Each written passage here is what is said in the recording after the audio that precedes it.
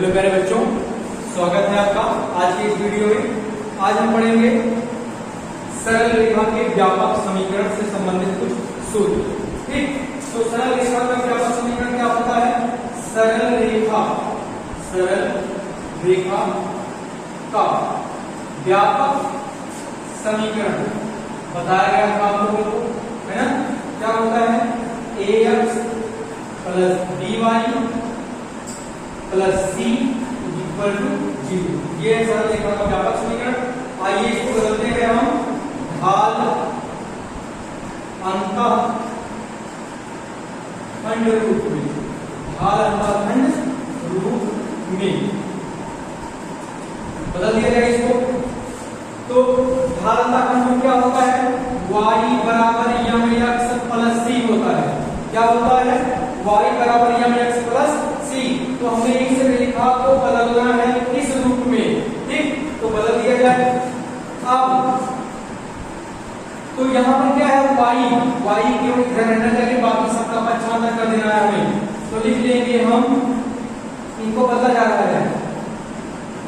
पहले इनको लिख लेते हैं ax plus by plus c बराबर 0। क्या करेंगे? by को इधर रहने देंगे, बाकी सबका पक्षांतर करेंगे। तो हो जाएगा by बराबर माइनस ax माइनस c। क्या हो जाएगा? माइनस ax हो जाएगा माइनस c, और y क्या हो जाएगा? माइनस a बटे b इंटू x, और यहाँ पर क्या हो जाएगा? माइनस c बटे b। ठीक, तो अगर यहां से इनकी हम तुलना करें तो जहां पर यम है वहां पर कितना है? माइनस a बटे b। तो यम बराबर कितना मिला हमको? माइनस a बटे b। इसका मतलब ये हुआ किसी सरल रेखा की प्रवणता होती है माइनस x का गुणांक बटे y का गुणांक। माइनस x का गुणांक बटे y का गुणांक। प्रवणता क्या होती है? माइनस a बटे b का मतलब हुआ माइनस x का गुणांक बटे y का गुणांक। और माइनस c बटे b क्या है? माइनस c बटे b ये है y अक्ष पर कटा अंतःखंड। क्या है? y अक्ष पर कटा अंतःखंड है। ठीक, अब पढ़ते हैं। ये था ढाल अंतःखंड रूप। अब पढ़ेंगे हम अंतःखंड रूप। कौन सा? अंतःखंड रूप। इसका अंतःखंड रूप। अच्छा, अंतःखंड रूप का व्यापक समीकरण होता है x बटे a धन y बटे b बराबर 1। ये होता है। मतलब क्या हुआ इसका कि जो ये दायां पक्ष है, दाएं पक्ष में एक आना अनिवार्य होता है। अगर किसी सरल रेखा को हमें अंतःखंड रूप में बदलना है तो दाएं पक्ष में एक का आना अनिवार्य होता है, और इसके बाद अपने बाएं पक्ष में होते हैं सबको x और y के बटे के रूप में लिख लेते हैं। तो क्या करेंगे हम? ax प्लस by और प्लस c बराबर 0 को बदलेंगे अंतःखंड रूप में। तो क्या होगा? लिख लेंगे सबसे पहले हम ax धन by बराबर माइनस c लिख लेंगे, है ना? अब क्या करेंगे? माइनस c से अब इधर एक कैसे आएगा? जब हम माइनस c से इसमें भाग दे देंगे तो एक इधर आ जाएगा, और माइनस c से अगर हम दाएं पक्ष में भाग लेंगे तो हमको बाएं पक्ष में भी देना होगा। तो लिखते हैं दोनों पक्ष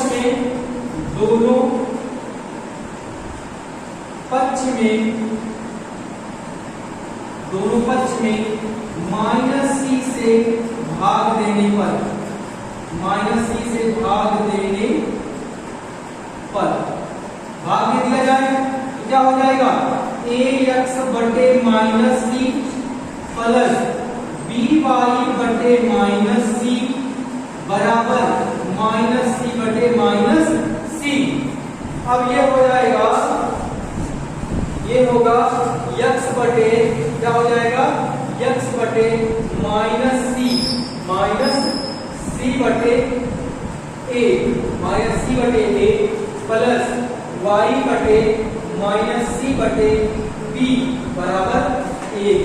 तो ये रहा अंतःखंड रूप, है ना? सरल रेखा का अंत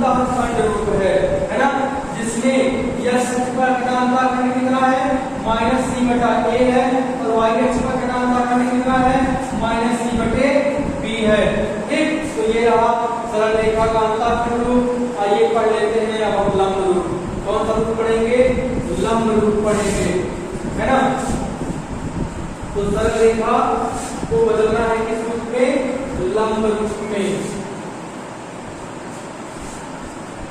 अब लंब रूप, लंब रूप, तो लंब रूप का व्यापक क्या होता है?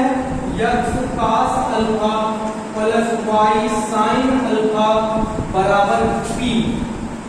बराबर क्या होता है? पी होता है। X cos alpha plus y sine alpha बराबर पी होता है। हमें इसको बदलना है इस रूप में। ठीक, तो क्या करेंगे इसमें? अब हम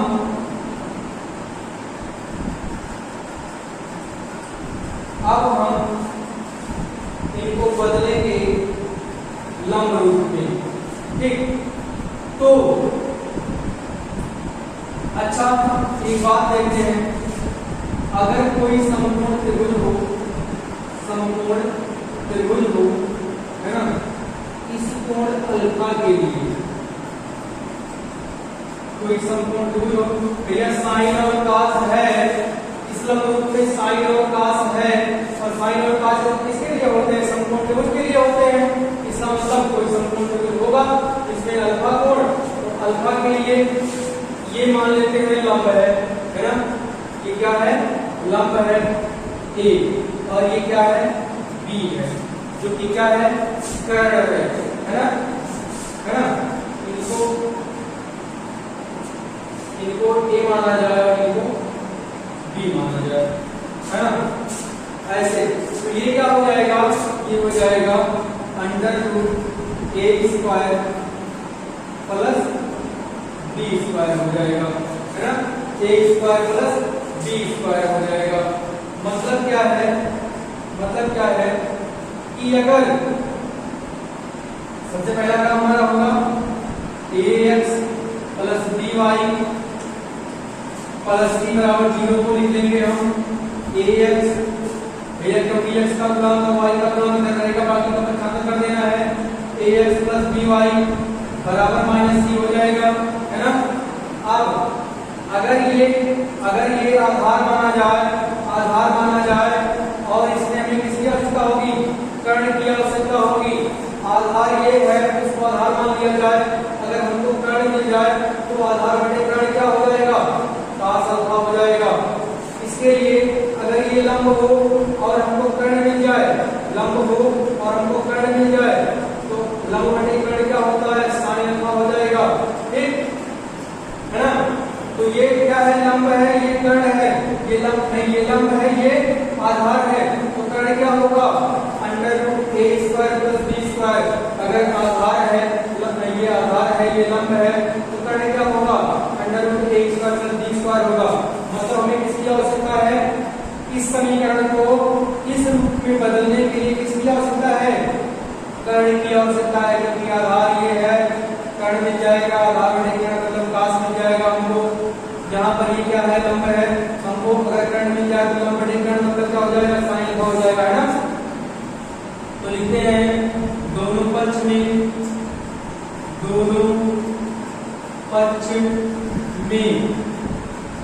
under root a square plus b square से भाग देने पर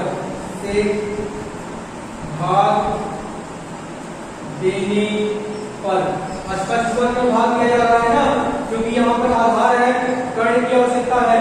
आधार है यहाँ पर भैया, आधार है, हमको कर्ण की आवश्यकता है, तभी तो जाके आधार देखेगा मतलब खास अल्फा मिलेगा। ये पहले से ही है, आधार है, कर्ण मिल जाएगा तो आधार बटे कर्ण हो जाएगा खास अल्फा, हमको मिल जाएगा x खास अल्फा। यहाँ पर लंब है, ये क्या है? ये लंब है, ये क्या है? लंब है। हमें किसकी आवश्यकता है? कर्ण की आवश्यकता है। लंब बटे कर्ण क्या मिल जाएगा? हमको साइन मिल जाएगा, y sin अल्फा मिल जाएगा हमें। ठीक, और कहां से मिलेगा? आधार होगा, लंब होगा, कर्ण को मिल जाएगा ना, under root a square plus b square. इसीलिए under root a square plus b square से भाग किया जा रहा है। तो लिख लेंगे हम a बटे स्क्वायर प्लस बी स्क्वायर और यहाँ पर यक्स लिख लेंगे इंटू प्लस बी बटे under root a square plus b square, यहाँ पर वाई लिख लेंगे बराबर लिख लेंगे माइनस सी बटे under root a square plus b square, है ना। यहाँ पर cos अल्फा क्या मिला हमको, a बटे under root a square plus b square, sine alpha हमको क्या मिला है, एक b बटे under root a square plus b square, और हमको c मतलब t क्या मिला है, t बराबर क्या मिला है, t हमको मिला है माइनस सी बटे under root a square plus b square. तो मूल बिंदु से सरल रेखा पर डालेंगे लंब लंबाई क्या होती है, मूल बिंदु से सरल रेखा पर डालेंगे लंब की लंबाई या मूल बिंदु से सरल रेखा की दूरी p बराबर माइनस सी बटे under root a square plus b square, ये भी एक सूत्र हमको मिल गया। ठीक, तो किसी भी सरल रेखा को अगर बदलना होगा लंब रूप में तो क्या करेंगे, हम अंडर रूट यक्स के गुणांक के स्क्वायर मतलब ए स्क्वायर और प्लस बी स्क्वायर से हम भाग दे देंगे दोनों पक्ष में। क्या करेंगे, हम किसी भी समीकरण को अगर लंब रूप में बदलना चाहते हैं तो क्या करेंगे, under root a square plus b square से दोनों पक्ष में हम भाग दे देंगे, समीकरण लंब रूप में बदल जाएगा। ठीक, तो इस पर संबंधित कुछ उदाहरण देख लेते हैं, है ना, कुछ उदाहरण देख लेते हैं, इससे संबंधित फिर पढ़ेंगे हम आगे। उदाहरण देखते हैं, उदाहरण में कहा गया है एक रेखा का समीकरण 3x माइनस 4y धन 10 है। क्या है, 3x माइनस 4y धन 10 बराबर 0 है। कहा गया है कि इसके ढाल और x और y अंतःखंड ज्ञात कीजिए। इसके ढाल और x और y अंतःखंड ज्ञात कीजिए। भैया ढाल ज्ञात करने के लिए पहले तो इनको हमें ढाल रूप में मतलब y बराबर mx प्लस c रूप में बदलना होगा, और कहा है x और y अंतःखंड ज्ञात कीजिए। अगर y अंतःखंड कहा होगा तो y अंतःखंड हमें इसी रूप में मिल जाता, लेकिन कह दिया है x और y अंतःखंड में ज्ञात करना है तो हमें बदलना होगा इसको अंतःखंड रूप में, x बटे धन y बटे b बराबर 1 के रूप में बदलना होगा। ठीक, तो आइए पहले बदलते हैं ढाल अंतःखंड रूप में, फिर बदलेंगे अंतःखंड रूप में। इस रूप में रहने के लिए क्या होता है, बताया गया है y को इधर रहेगा तो हो जाएगा माइनस 4y बराबर माइनस 3x, कौन सा रूप लिखा जा रहा है इसका, ढाल रूप ना, माइनस 4 जगह माइनस 3x माइनस 10 तो हो जाएगा y बराबर माइनस 3 बटे माइनस 4 और x यहाँ पर फिर माइनस 10 बटे माइनस 4 है ना। ऐसे कर देंगे इसको, हमें मिल जाएगा y बराबर कितना 3 बटे 4 है ना, और धन 10 बटे 4 का मतलब हो गया 5 बटे 2, कितना 5 बटे 2। ठीक, तो ये है समीकरण 1 लिख लेंगे। समीकरण 1 की तुलना समीकरण 1 की तुलना समीकरण 1 की तुलना हम कर देंगे y बराबर mx प्लस c से करने पर की तुलना से करने पर क्या होगा, जहां पर m है वहीं पर क्या है 3 बटे 4 है, और जहां c है वहीं कितना है 5 बटे 2 है। तो लिख लेंगे m बराबर 3 बटे 4 और c बराबर 5 बटे 2। मतलब ढाल कितना आया 3 बटा 4 आया और y एक्स पर कटा अंतःखंड कितना आया 5 बटे 2 आया। ठीक, तो ये रहा ढाल रूप। अब इनको बदलना है अंतःखंड रूप में। क्यों बदलना है, क्योंकि x अक्ष पर कटा अंतःखंड भी ज्ञात करना है, तो बदलने के लिए इधर एक होना जरूरी है। तो लिख लेंगे 3x माइनस 4y बराबर माइनस 10 ना, माइनस 10 से दोनों पक्ष में भाग दे रहे हैं, माइनस 10 से दोनों पक्ष में दोनों पक्ष में भाग देने पर भाग दे रहा है तो -3/10 -10 यक्स भैया -10 से भाग देंगे तो पहले एक होगा माइनस नहीं 3 है कितना है 3 है 3/-10 यक्स -4/-10 y बराबर -10/-10 ये हो जाएगा यक्स बटे -10/3 है ना। और यहां से इनको कैंसिल कर देंगे हमको मिल जाएगा प्लस y/10/4 बराबर 1 ना। ये हो जाएगा यक्स बटे -10/3 प्लस y/5/2 और बराबर 1। समीकरण 1 मान लिया जाए इनको। अब ये तुलना हम कहां से करेंगे इनसे करेंगे है ना। तो लिखेंगे समीकरण 1 की तुलना समीकरण 1 की तुलना समीकरण 1 की तुलना कहां से करना है x/a प्लस y/b बराबर 1 से करने पर एक कितना मिल जाएगा हमको -10/3 मिल जाएगा -10/3 मिल जाएगा। b कितना मिल जाएगा हमें 5/2 मिल जाएगा। कितना मिल जाएगा b हमको 5/2 मिल जाएगा। मतलब यह सच को घटाता खंड कितना आया -10/4 आया -10/3 आया और y अक्ष पर घटाता खंड कितना आया 5/2 आया। यहाँ पर लिख लेंगे हम x अक्ष पर घटाता खंड x अक्ष पर घटाता खंड और ये है y अक्ष पर घटाता खंड। ठीक तो ये रहा। अब एक और उदाहरण देख लेते हैं हम लोगों के लिए। ये तो था खंड रूप वाला और अब हम देख लेते हैं एक लंब रूप का।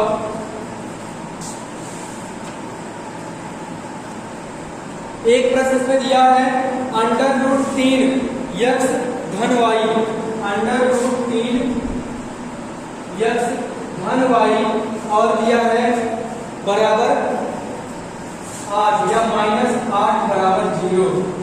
इसको बदलने के लिए कहा है लंब रूप में। 14वां उदाहरण है समीकरण इतने को लंब रूप में रूपांतरित कीजिए और p तथा ओमेगा मतलब कोण है जिसको हम लोग अल्फा लिख रहे हैं के मान ज्ञात कीजिए। तो आइए बदलते हैं इनको लंब रूप में। लिखेंगे सबसे पहले भैया लंब रूप करने में क्या होगा x cos alpha plus y sin alpha बराबर p है ना। ये लंब रूप का व्यापक समीकरण है। इसी रूप में इनको बदलना है। तो बताया गया है किसी भी समीकरण को लंब रूप में बदलने के लिए हम क्या करते हैं √a² प्लस b² से भाग दे देते हैं। तो लिखते हैं √3 x प्लस y बराबर 8 है ना। अगर इनकी तुलना लिखते हैं समीकरण 1 लिखेंगे हम समीकरण 1 की तुलना ax plus by plus c बराबर 0 से करने पर क्या मिलेगा हमको a बराबर मिल जाएगा √3 और b हमको क्या मिल जाएगा 1 मिल जाएगा। b y का मान b है y का मान 1 है। ठीक लिख लेंगे हम √a² प्लस b²। बताया गया है किसी भी सरल रेखा को लंब रूप में बदलने के लिए हम दोनों पक्ष में √a² प्लस b² से भाग दे देते हैं। ठीक तो पहले इनका मान निकाल लेते हैं। लिख देंगे हम √3 का स्क्वायर और धन यहाँ पर 1 का स्क्वायर, तो ये हो जाएगा √3 और धन 1, तो मिल जाएगा हमको √4, मतलब मिल जाएगा हमको 2।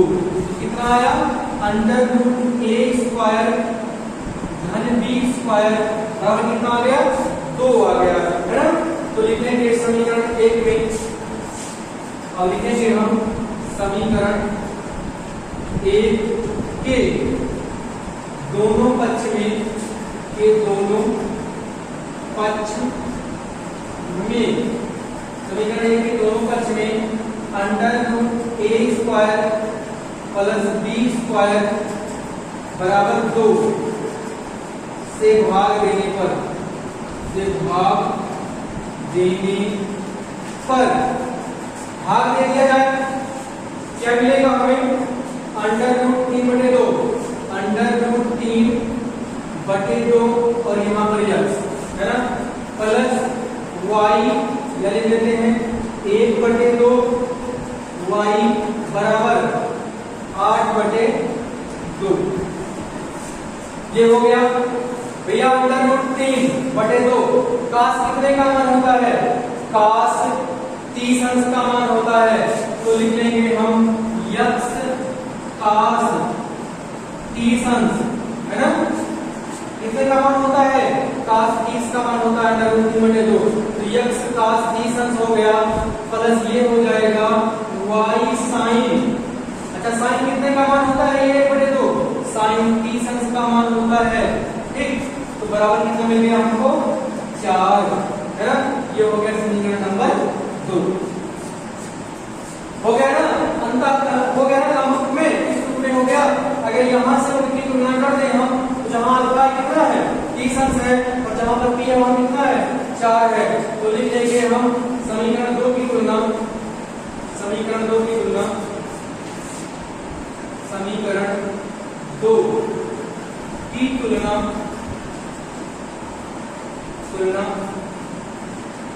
x cos omega plus y sin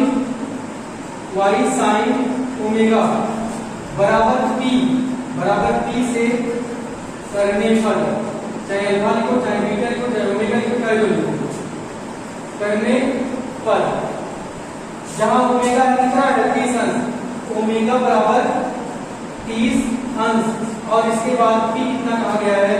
p मिला हमको 4। तो ये रहा लंबरूप, ये रहा लंबरूप, और ये रहा सरल रेखा पर मूल बिंदु से डाले गए लंब का धन x अक्ष से झुकाव। क्या है ये? सरल रेखा पर मूल बिंदु से डाले गए क्या भैया? सरल रेखा पर मूल बिंदु से डाले गए लंब का धन x अक्ष से झुकाव कोण यही ओमेगा, यही है। कितना आया है? 30 अंश आया है, और p क्या है? p यही है सरल रेखा पर मूल बिंदु से डाले गए लंब की लंबाई p, है ना। ये तो बस आज की वीडियो में इतना ही। अब शेष जितना भी हो सकेगा पढ़ा जाएगा अगले वीडियो में। तब तक आप लोग अभ्यास करते रहिएगा। धन्यवाद।